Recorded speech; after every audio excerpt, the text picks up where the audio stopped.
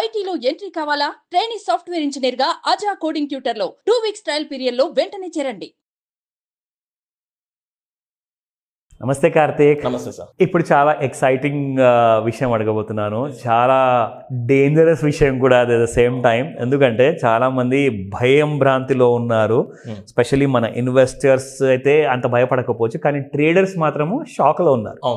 అది ఏంటంటే 2024 తీసుకుంటే ఒక మెమొరబుల్ ఇయర్ అని చెప్పొచ్చు స్టాక్ మార్కెట్ విషయానికి వచ్చినప్పుడు. ఎగ్జాక్ట్లీ. ఓకే, 2024 జనవరి నుంచి చూసుకుంటే అబౌట్ మే జూన్ వరకు చాలా బాగుండింది. కొత్త కేంద్ర ప్రభుత్వం ఏర్పడిన తర్వాత నుంచి కొన్ని భూ క్రపంపనలు అని చెప్పేసి మనకు స్టాక్ మార్కెట్లో కనిపించింది. బాగా షేక్ అయ్యింది మార్కెట్. ఎగ్జాక్ట్లీ. ఒక వారంలో 4,000 పాయింట్లు సెన్సెక్స్ పడిపోవడం అంటే అదే 4,000 పాయింట్లు పెరగడానికి ఎన్ని వారాలు పట్టుంచవచ్చు? కొన్ని మంత్స్ పట్టొచ్చు. కరెక్ట్. సో ఇంత బాగా భయపెట్టిన మార్కెట్ 2024 ఎండ్కి వచ్చేసాం మనము. జస్ట్ ఒక 1 వీక్ కూడా లేదు ఇప్పుడు ఇక్కడ నుంచి మనం కంప్లీట్ అయిపోయింది ఆల్మోస్ట్. కరెక్ట్. సో 2024 గురించి ఒక sequence of rise and sequence of fall గురించి మాకు ఒకసారి చెప్పండి. ఎందుకంటే చాలా మందికి హెల్ప్ అవుతుంది 2025లో ఎలా ప్లాన్ చేసుకోవాలి. ఎగ్జాక్ట్లీ. సో చెప్పండి. ఫస్ట్ థింగ్ మీరు అన్నట్టు మనకి ఫస్ట్ 6 months వరకు మార్కెట్ పర్ఫార్మెన్స్ చాలా బాగుంది, విత్ రెస్పెక్ట్ టు ఈక్విటీ అవ్వచ్చు, విత్ రెస్పెక్ట్ టు ఆప్షన్స్ కూడా. కరెక్ట్. 2 సెగ్మెంట్స్ కూడా కంఫర్టబుల్. అంటే ఎవరైతే డిసిప్లిన్ ట్రేడింగ్, ఎవరైతే ప్రాపర్ సిస్టమ్ ఫాలో అవుతారో వాళ్ళు చాలా కంఫర్టబుల్గా ఉన్నారు. బట్ ఎప్పుడైతే మిడ్ ఆఫ్ 2024 లైక్ మనకి ఎలక్షన్ రిజల్ట్స్ డిక్లేర్ అయినాయో, తర్వాత ఫాలోడ్ బై యూనియన్ బడ్జెట్, కొన్ని సిరీస్ ఆఫ్ ఈవెంట్స్ వచ్చినాయి. కరెక్ట్. అక్కడ నుంచి సార్ లైక్ ఈక్విటీ మార్కెట్స్లో ఎవరైతే ఇన్వెస్ట్ చేస్తారు, షార్ట్ టర్మ్ ఇన్వెస్టర్స్ వాళ్ళందరూ బిగ్గెస్ట్ లాసెస్ ఫేస్ చేస్తున్నారు. At the same time F&O ఎవరైతే చేస్తున్నారో వాళ్ళు ఇంకా టూ మచ్ మార్కెట్లో వాలటాలిటీ వల్ల వాళ్ళు సీక్వెన్స్ ఆఫ్ లాస్ చూస్తున్నారు. సో ఫస్ట్ మనకి స్టార్ట్ అయిన ఇన్సిడెంట్ ఎక్కడి నుంచి అంటే ఎలక్షన్ రిజల్ట్స్. ఆల్మోస్ట్ మేలో మనకి ఎలక్షన్స్ కంప్లీట్ అయితే June like first week 4th something election results వచ్చినాయి. అప్పటికి కూడా like June 3rd market election results before like ఏదైతే 1 day బిఫోర్ మార్కెట్స్ ఒక 5% పెరిగి మళ్ళీ అగైన్ ఒక 5%, 10% వరకు ఫాలో అవడం. అంటే ఆల్మోస్ట్ సెన్సెక్స్, నిఫ్టీ ఎప్పుడు చూడని హిస్టరీలో ఇంట్రాడేలో అంత ఫాలో ఎప్పుడు చూడలేదు. Correct. Followed by union budget జూలైలో, మిడ్ ఆఫ్ జూలైలో 23rd of July union budget start అయింది. అక్కడ నుంచి కొంచెం స్టేబుల్ అవుతుందన్న టైం పీరియడ్లో geo political issues turn out అయ్యాయి. కరెక్ట్. ఫస్ట్ థింగ్ మనకి ఈ వార్స్, ఒకటి రష్యా ఉక్రెయిన్ వారు, ఇజ్రాయెల్ ఇరాన్ వారు. ఈ వార్స్ వల్ల ఈ కమోడిటీ ఛానల్స్ డిస్టర్బ్ అయిపోయి వాటి కమోడిటీ డిమాండ్ ఇంక్రీజ్ అయిపోయింది. క్రూడ్ ఆయిల్ ప్రైజెస్ ఎక్స్ప్లోడ్ అవుతాం. దానివల్ల ఇండియన్ ఎకనామీ ఎక్కువ మనీ ఖర్చు పెట్టి క్రూడ్ ఆయిల్ ఇంపోర్ట్ చేసుకుంటుంది. కరెక్ట్. ఎకనామిక్ కొంచెం థ్రెట్ ఇది. ఫాలో బై ఇన్ఫ్లేషన్ ఇంక్రీజ్ అవుతూ వచ్చింది. అవును. యుఎస్ ఇన్ఫ్లేషన్ అవ్వచ్చు, మన ఇండియన్ ఇన్ఫ్లేషన్ కూడా. కరెక్ట్. ఇంకా కొంచెం వర్స్ట్ థింగ్ ఏంటంటే మన India second quarterly results of the companies are very bad. అన్ని ఆల్మోస్ట్ టాప్ కంపెనీస్ కూడా రిజల్ట్స్ చాలా disappointing results. And followed by second quarter GDP almost last 2 years 18 months లో అంత తక్కువ జీడిపి ఎప్పుడు రాలేదు.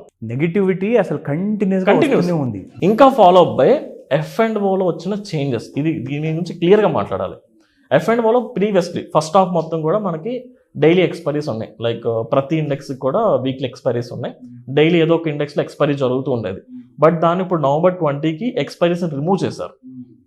Like almost weekly expiry only Nifty నుంచి, like NSE నుంచి నిఫ్టీ 50, BSE నుంచి సెన్సెక్స్ మాత్రమే వీక్లీ ఎక్స్పైరీకి పర్మిషన్స్ ఇచ్చి, even bank Nifty which is the high traded volumes పరంగా బ్యాంక్ నిఫ్టీలో జరిగే వాల్యూమ్స్ వరల్డ్ ఏ స్క్రిప్ట్ లో జరగదు ఆప్షన్స్ లో, దాన్ని కూడా వీక్లీ ఎక్స్పైరీ రిమూవ్ చేస్తారు.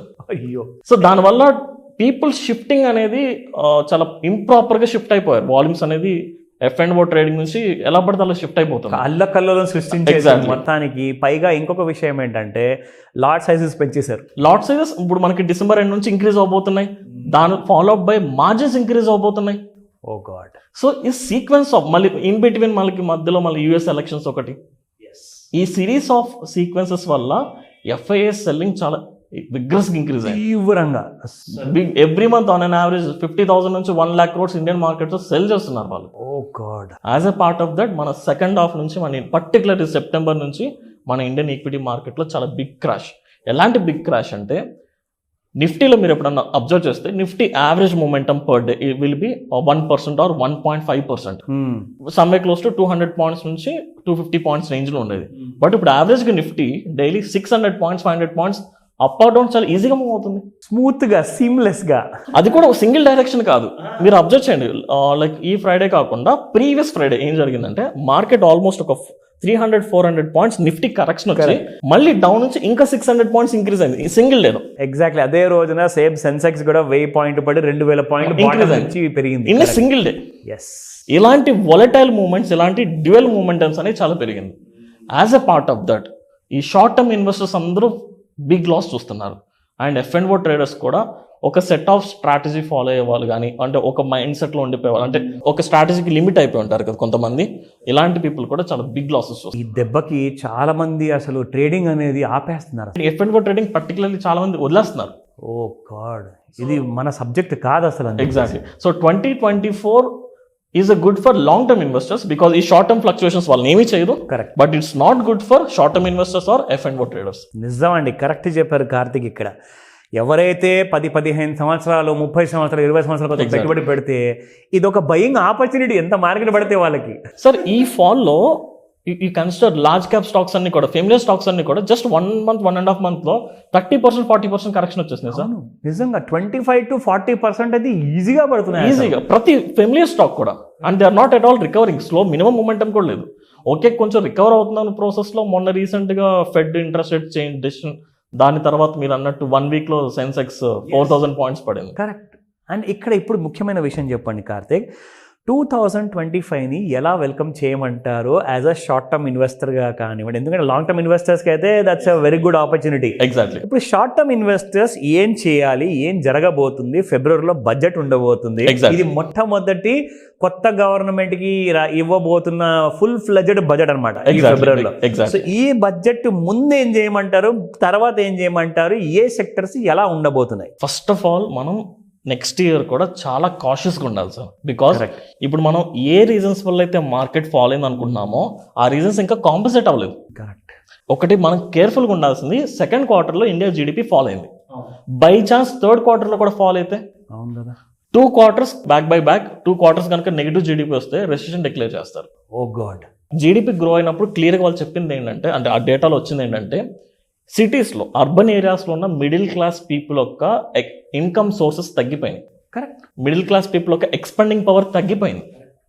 ఇది కనుక కొంచెం రికవరీ అవ్వకపోతే ఇది కొంచెం ట్రెట్లా కన్సిడర్ చేయాలి. ఇది అబ్జర్వ్ చేసుకుంటూ ఫాలోడ్ బై మీరు అన్నట్టు February 1st మనకి యూనియన్ బడ్జెట్ ఉంది. అండ్ దాంతోపాటు ఇంకా మనం కన్సిడర్ చేయాల్సింది రీసెంట్గా US ఎలక్షన్ రిజల్ట్స్ తర్వాత like Trump mostly January 20 is taking charge. So దాని తర్వాత ఎలాంటి పాలసీస్లో చేంజ్ రాబోతుందో కూడా చూడాలి. ఫస్ట్ థింగ్ మీరు అన్నట్టు బడ్జెట్ అనేది ఫుల్ ఫ్లెడ్జ్డ్ బడ్జెట్ కాబట్టి ఎవ్రీ ఇయర్ మోస్ట్లీ మన ఇండియన్ గవర్నమెంట్ ఎక్కువగా ఇన్ఫ్రాస్ట్రక్చర్ మీద, టెలికామ్ ఇండస్ట్రీ మీద, డిఫెన్స్ మీద అండ్ రైల్వేస్ అవ్వచ్చు, అగ్రికల్చర్, వీటి మీద ఎక్కువగా ఫోకస్ చేస్తుంది. సేమ్ వాటి మీద మనకి డిమాండ్ ఉంది. ఇండియన్ మార్కెట్స్ పరంగా ఓకే, కాకపోతే మనం జియో పొలిటికల్ ఇష్యూస్ కూడా చెక్ చేసుకోవాలి. Like how US government or US Trump sign చేసిన తర్వాత ఎలా ఉండబోతుంది. సో ఇది చాలా క్లియర్గా మాట్లాడుకుందాం. Very true. First of all Trump వచ్చిన తర్వాత వాట్ హీ ప్రామిస్డ్, అది అతని స్లోగన్ ఏంటంటే make America more greater. Correct. Much greater ఈ స్లోగన్ వస్తున్నాడు. అంటే మనం మేక్ ఇన్ ఇండియా అలాగే అంటున్నాము, అతను మేక్. అయితే మన మోదీ గారి నుంచి నేర్చుకున్నాడు. So first priority he want to give it is local community people. So as a part of that అతను ఏమై ప్లాన్ చేస్తున్నారంటే, అక్కడ ఉన్న బేసిక్గా ట్రంప్ వస్తున్నాడు అంటే ఐటీ సెక్టార్ బూమ్ అయ్యే ఛాన్సెస్ ఉన్నాయి. IT sector, banking sectors, manufacturing సెక్టార్స్కి మన ఇండియాలో డిమాండ్ పెరిగే ఛాన్స్ ఉంది. ఎందుకంటే అక్కడ లోకల్గా ఉన్న డొమెస్టిక్ ఐటీ కంపెనీస్ ఉంటాయి కదా, వాటి ట్యాక్సింగ్ ఆల్మోస్ట్ డొమెస్టిక్ ట్యాక్స్ 21% నుంచి 15% తగ్గిస్తానని ప్రామిస్ చేశాడు.